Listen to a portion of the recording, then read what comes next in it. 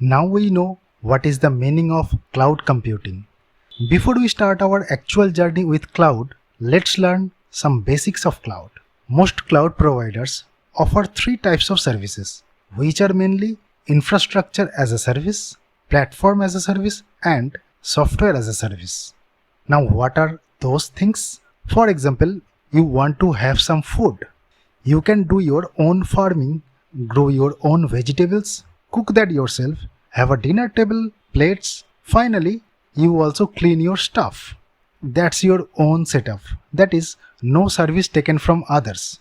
In reality, you need to manage all your services including servers, networking, operating system, applications, data, all of that.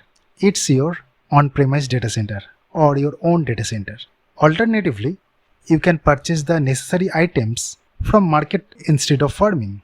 You cook that yourself, have your own table, clean your own plates. That's your infrastructure as a service. Cloud provides you the networking, servers, virtualization. You take care of your own operating system, applications, data, etc. We pay for the resources that we use in infrastructure as a service. Again, that's a lot of work. Instead, we choose to order our food from a restaurant. Now we can simply take our own dining table, plates, and eat the food.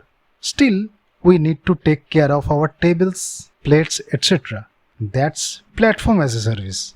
We take care of our data, applications. Rest are managed by the cloud provider. We pay for the usage of their platform, not the resources. Finally, we do not want to do anything.